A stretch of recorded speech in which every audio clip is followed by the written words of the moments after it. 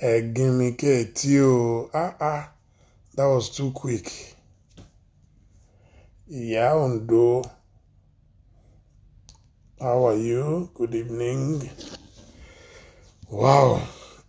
It's been a very, very busy day for me. My name is Dele Momodu and I'm reaching you live from Lagos, Nigeria. Yes, I'm here just to play. Yeah, it's the weekend. Let's just play. Yes, let's play.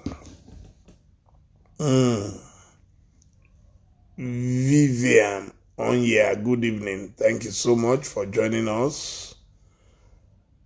I can see so many people joining us already. Yes, I've just finished writing my weekly column, Pendulum, for this day. Please don't miss it tomorrow. Don't miss it tomorrow. Hey, you missed my charts.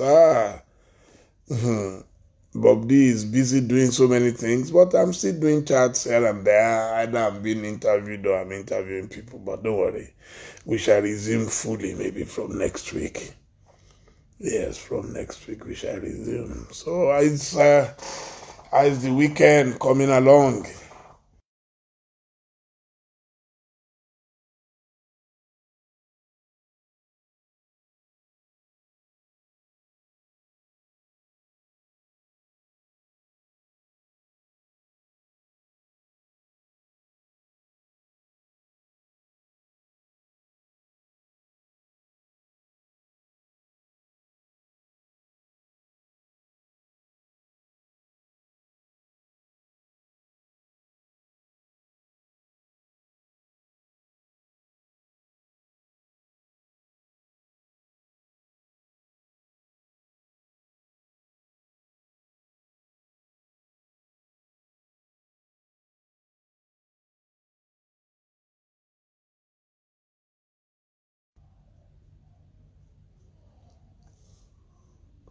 Hello? Yeah, please, when am I getting the Fumi Yoda interview, please?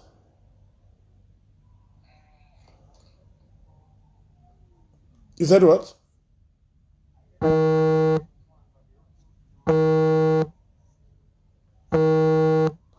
What happened to it?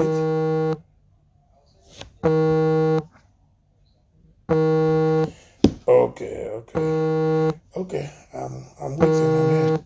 Thank you.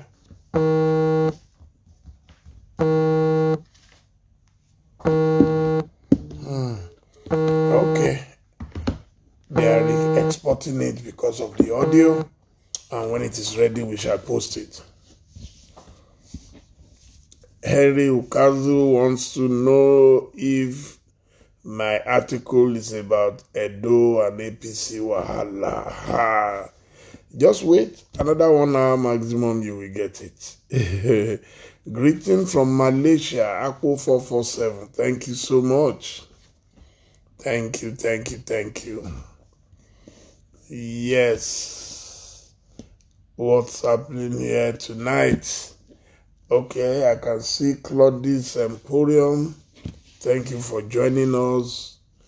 Official Peaceful 123.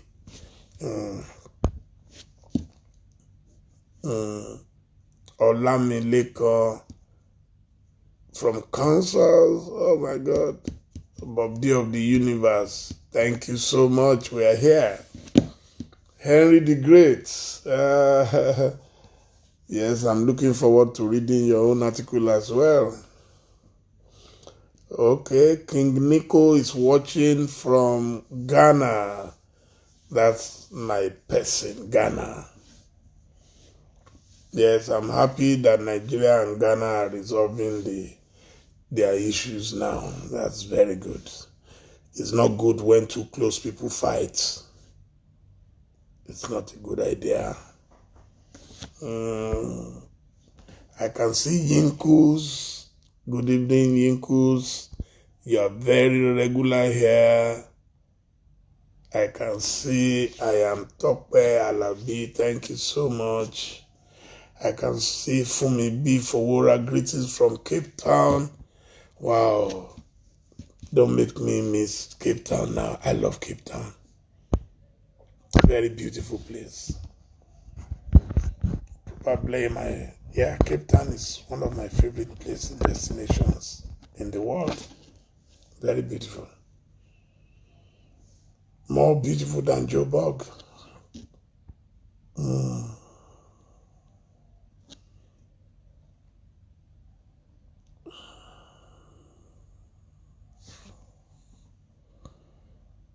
Mm.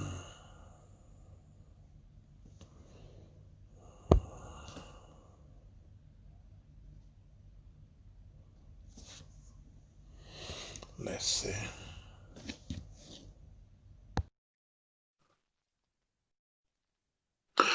Let's see if it will work. Good evening, Abiola. Okay. Good evening, sir. Hello, good evening. How are you? I'm fine, sir. Good evening, sir. Good evening. So finally, I can see you've been trying to reach me for some time. Yes, sir. You know, you always preach persistency, so we should stay true to what we believe. So I just said I should keep trying. Okay, thank you very much. So here we are. You said you are in where? Germany or where? Yeah, Germany, sir. I'm sorry Okay, it's very late. I was in bed, so I just joined. no problem. So what are you doing in Germany, sir? Okay, first of all, thank you for adding me. My name is Rashid. I'm doing my master's degree in remote sensing and geoinformatics. So it's basically using satellite images to observe the Earth and use it to solve some challenges. Yeah. So basically, yeah. So basically, the part I'm doing based on where I'm from. So I choose to focus on problems that are prevalent with Nigeria. So I am basically looking around climate change, basically the Lake Chad, and focus on agriculture because any country that can feed itself has basically solved 50% or more of its problems. So I just wanted to talk to you that it's a very good thing we can do, and Nigeria can really focus on it if the government can help for us to do. So I will just go in some basic, give you some basic feel of how it works. So basically, um, in the electromagnetic spectrum in the world, there are satellites from space that observe the Earth and extract information about the Earth. And there are sensors built in from NASA. And for the America is NASA, for the Europe is European Space Agency. So what this basically does that, like for agriculture now, how we use it in Germany here is during planting season or when farmers want to plant, they don't just plant, they don't just water their crops. The government use those satellite images to check out information about the most productive spaces to farm, the days rains is going to fall, how long this rain is going to last in the soil, and how they are going to be beneficial to the plant. So basically, I have a mini project I'm working on now on the chart. I'm working on drought using satellite images. So now, when we want to measure rain, we have, like Nigeria, we use ground truth. Ground truth means weather stations. Most countries in Africa use weather stations to know their rainfall, but Nigeria has only 52 weather stations. According to some buffering that I did, for us to get as accurate estimation of our weather reports and rainfall data to help farmers with information about planting, so that we don't plant based on assumption, we plant based on data. What we have, this is when rain will start, this is when it will end. This rain that will start, this is how long it will last on the ground. So we have to know all this information and tell farmers, okay, according to what we did, these areas are not good for planting. These are the places in Nigeria that are fertile for planting. Go to these places and plant. Those are some of the basic steps. So we have only 52 weather stations, which is not good enough and cannot give us any accurate data, because the president has been preaching about going to farm feed sufficient, but it doesn't stop from there. Like them, they have to help. So it's not enough 52 weather stations. So there are satellite data that record these rainfall data. So what these satellites does is they have rainfall data like 100%, and the accuracy is like 90%. So what I expect us to do, because there is an agency in Nigeria responsible for this thing, but when you go with the internet, you hardly see any work, any research about them. Nothing is blank. So I don't really know. It's called the National Airspace Research Agency. It's close to Obasanjo Space Center on Airport Road in Abuja. So they were one before, but they separated them. So what it does is that, you know, Nigeria now, from core north to the south, we have 4 ecological zones. From the Sahel to the rainforest, rainfall patterns are different, because Nigeria, like, this thing covers our ecological zone covers like the zone of the entire West Africa. So we have different rainfall zones. So planting corn, like, let me use maize now, which is the popularly most planted. Planting maize in Maiduguri is not the same time you plant it in like rivers, because the data are different. So we can use, if we can use satellite data to like simulate all this information, and these data are free. They are not, we don't buy them. Like from the NASA section that will deal with this part is USGS, which is the United States Geological Survey. The data are free. All we need to do is train people in machine learning. Like that agency now can have maybe like geography students or some students to come and be doing their project there. Like me now, the project I'm doing is for an agency, and they are paying me for doing that project. And that project, now I'm going to submit the result to them. I'm doing on forest in the region I stay in. I'm using satellite data to measure stress pattern in forest. And the data are free. I'm just learning the method how to simulate them together. So if we can get, like, they don't need to pay much. Just train those people with either machine learning using Google Engine, Python, or programming with R, those 3 programming language. Teach them how to simulate raster and vector data together. So we can even know this year, this is the ton of corn we are producing, this is the number of farmers we have. We don't even have to go to the farmers, like to Maiduguri, and measure the size of the farms. Through those satellite data, you can stay down in your house, pull out those satellite images and digitize the size of every farmers. So maybe even if you want to distribute fertilizer, you can digitize, know the size of every farmer in the country without having to go there. Yeah, it's free, because we have different kind of satellites for different information. Like we have Modi's data, which one we have Landsat data, and this one has record of like since 1970. Like the Landsat data has the record of Nigeria. Like the one I'm working on now, I'm doing a time series of Lake Chad of the last 23 years to see how the river shrunk, to see I make from here. I didn't go to Nigeria. I'm measuring the size of the river in 1970, the activities that were going around that period, what made me think to that period, what activities changed between that time and now, because like 30 million people depend on that place before. Now this river has lost 90% of its viability, which is the result of all this Boko Haram and insecurity. Because people no longer have what to do. So if we can check, how was it in 1960? What were people doing there? How did it shrink to this extent? Then we can know how to resolve the solution, because now we can't resolve the problem without knowing how it's up. So this is some of the things I wanted to like talk to you about. So now I'm working on it, and I'm going to send my report to my school. I'm working on it on my master's thesis, doing like a time series on it now. And again, security-wise, we can still use it to solve our insecurity Boko Haram problem. It's called geospatial analysis. What this does is, as I told you before, if Boko Haram, like, I just wrote it down. That's what I wanted to ask you next.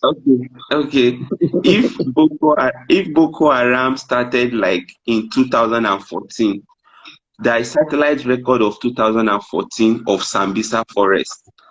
That time, there are no buildings, there are no houses inside. If you now fly a satellite image of 2018, you will see that there are some structures erecting from the satellite image. You can see them. So what you need to do is get people to do research. There are something we call Google API, WhatsApp, and Twitter, because people cannot live there and not live by these things. The thing is, we can't import Western solutions to our own local problem. We have to create our own local solution to our own local problem. Get the best computer students, programmers, teach them how to use raster data, deduct what was in Sambisa in 2014 or 2009 when it started. What is it now? What is remaining? New roads form. Everything, you can see them from there. All you need to do is know how to simulate it. There are new roads now. Who created new roads? Is it legitimate people that stay there? You now go to like Google, tell them to give us API of people that are living there now, the kind of things they are browsing. Give us data of WhatsApp contacts that are going on around there. Give us data of tweets that are going on around there. Simulate it. You can create random points, put it on the place and check how are the movements like, what are they doing. So from there, in 2 to 3 years research, it will give you the main dynamics of the people that are staying there, and you will know what is happening there, because there is no how internet doesn't work there. There is no how people don't send WhatsApp. There is no how new road have not formed, new buildings have not formed, new. Okay, you now do a study research and deduct this from this. There's also companies called like World War View. They do like high resolution images, but they are for sale, but it's not expensive. You can get it for as low as $10,000. When you finish your research, there's what we call like accuracy assessment. You buy those high resolution up to like 5-meter resolution. You do it to do your accuracy assessment. You can see real-time images of those things. It's not that difficult. Even though it is 70% correct, it is a solution, and we can build from there with what the military have. And you can also buy drones and sensors and put in all their aircraft. As they are flying over the place, it's collecting real-time information of activities going over there. So I don't really know what is happening, because from what I see here and what we studied, these things are very possible, and Boko Haram, Lake Chad, everything, it can be resolved. And we can check, simulate all these satellite data. They are free. They are not for sale, for research purpose, and they have records from 1970 something to date. Yes, they have archives of 1974 to date. Like you will see, I saw practically the Lake Chad when it was full, like when the river was at high capacity in the 60s, in the late 70s, and how it is now. So we deduct, check activities people were doing there that period, the kind of planting season they had, what they were planting that period, and what made the size of the place reduce to that period. Because like in the US and advanced countries, they check all this record on a daily basis. So, and they use it to formulate research. Another thing I want to talk about very importantly is Lagos. There is sea level rise, which is persistent. We did like some simulation last year that shows Lagos is going to be underwater by 2050 with 90% accuracy, because By the sea level, when? 2050. Wow. Lagos will be underwater. Yes, sir. Yes, because the sea level is rising, and Lagos city planning does not have resilience. That is why flooding always happens. So and there are no research. In Indonesia, Jakarta, a PhD student, the government sent them to my school. My professor was a supervisor. You know, they are moving the capital, Jakarta, now they are building a new capital because the capital now is sinking. The research was done in my school by a PhD student. Minimum money they didn't even spend. They just sent him here, come and study, and he gave them the report which they work on, and they are building a new city. So it doesn't really cost that much. So I don't really know what is happening. And Lagos, I don't know if we want to impress the white people. We are building it towards the sea. I don't know why. It's very wrong and it's not good because that modeling worked, and it's really, if you check, like it's in the top 10 cities that's going to be out of the surface of the earth by 2050. Lagos is like number 10. Wow. Yeah, so they really have to do something about that too. So I don't know if you have any specific question, because remote sensing and geoinformatics like aids of observation is very broad. So I really want us and the space research in Abuja, we should focus more on the agriculture part. The government should help the farmers. They should not be planting based on assumption. They should not be farming based on assumption. They should be farming based on real-time data. If we can have people to like simulate this satellite data, we should get more like weather stations. 52 weather stations for a country of 774 kilometers square is too small. It doesn't give any, and most of them are in the airport. The 52 are on paper, and I'm not sure if all are working. Again, on paper we have 52.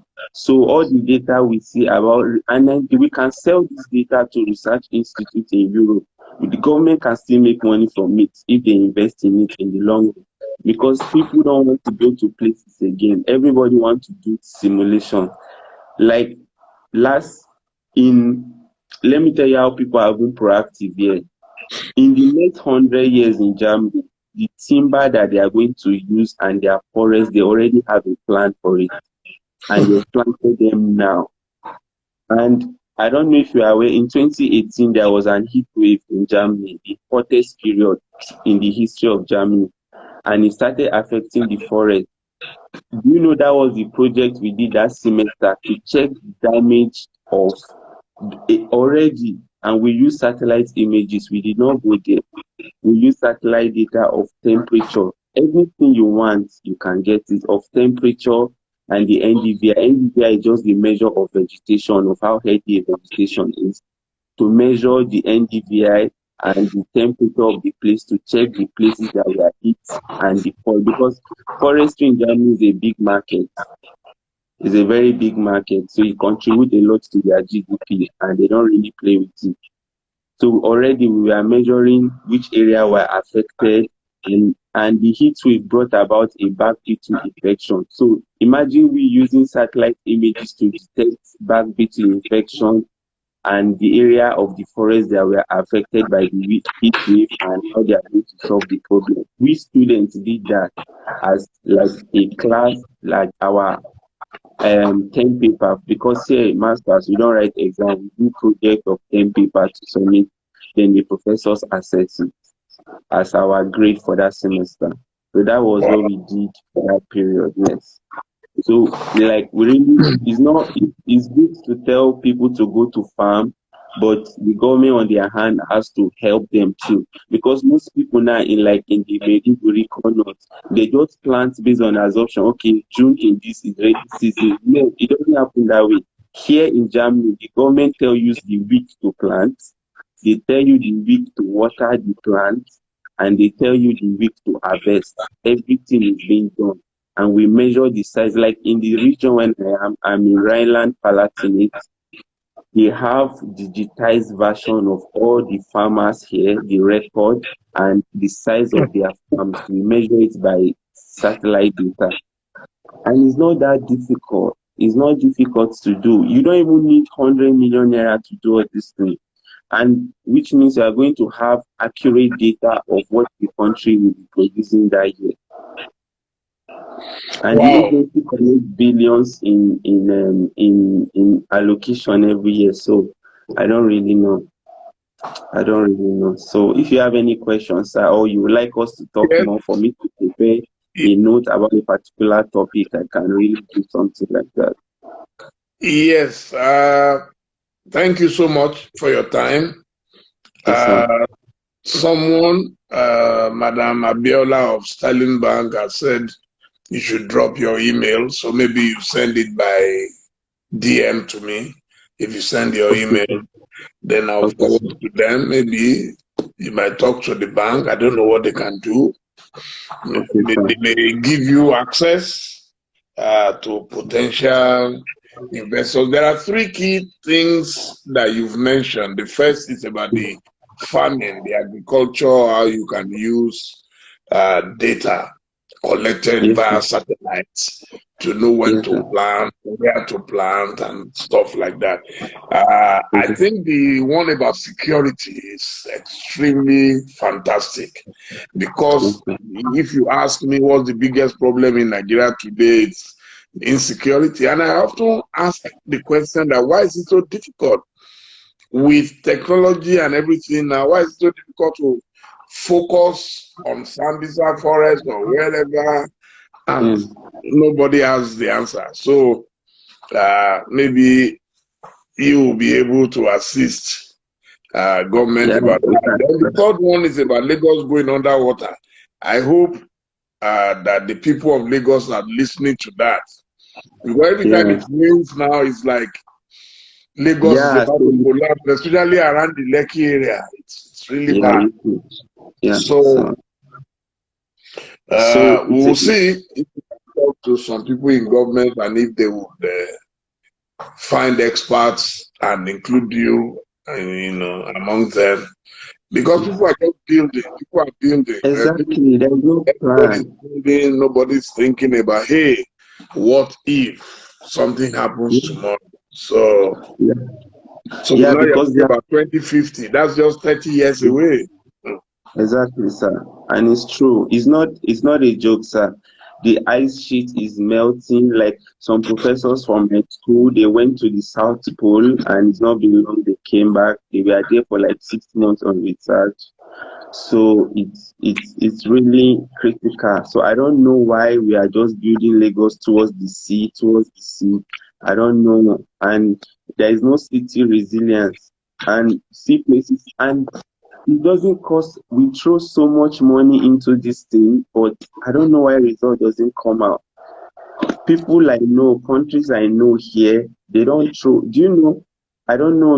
You've traveled all over the world because I've been following you since from year 2000 when I was a kid. When I found your magazine in my mom's bedroom, like way back that period. So she buys your things very well way back then. So because I grew up in Abuja and I lived there all my life before coming here.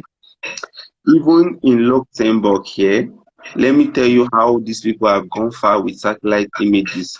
The satellite images, they are now making drones and putting those mini sensors in them now.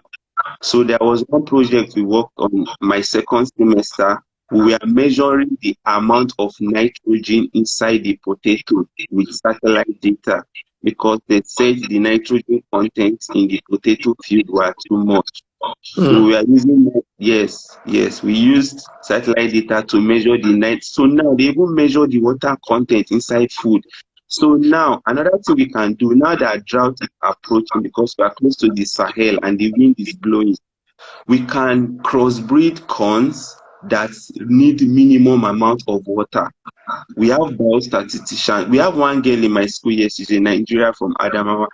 Hmm. She's tried working with the government there to tell them that we don't have to rely on things that consume this amount of water. We can breed like versions that consume less amount of water with maximum yield. But she wanted to do a master's thesis based on that, using there as research project for them to just support for their name to be on it, but they didn't reply her and she had to do it with an organization in France.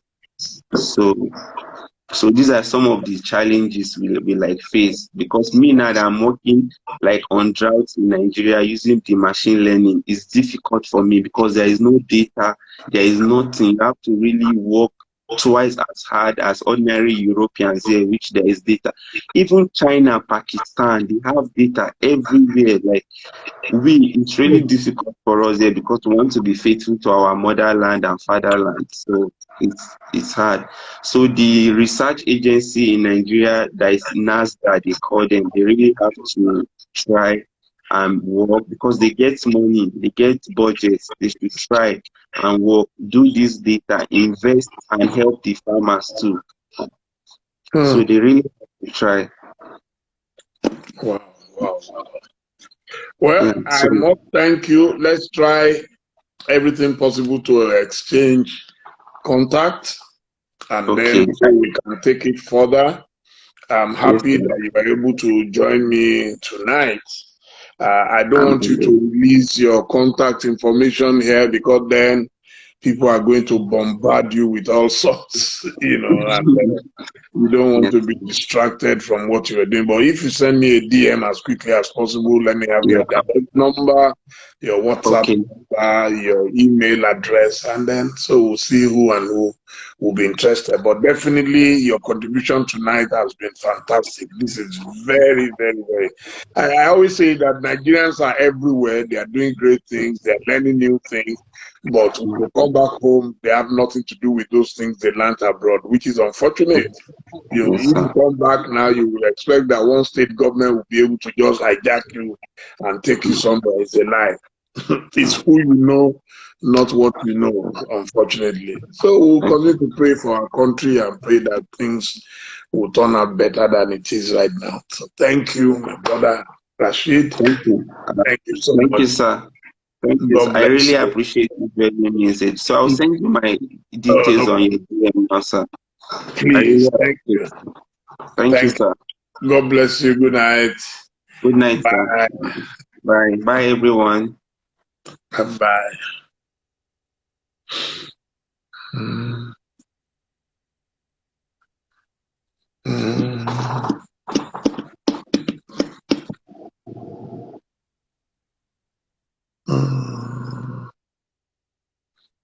Yes, I think that's it. Now I need to go and sleep. I've been working all day. I am very tired. So I look forward to seeing you again sometime tomorrow. Good night and God bless you all. Bye. I can see more people joining. They want to come in the conversation, but I'm too tired. Thank you. God bless you. Good night.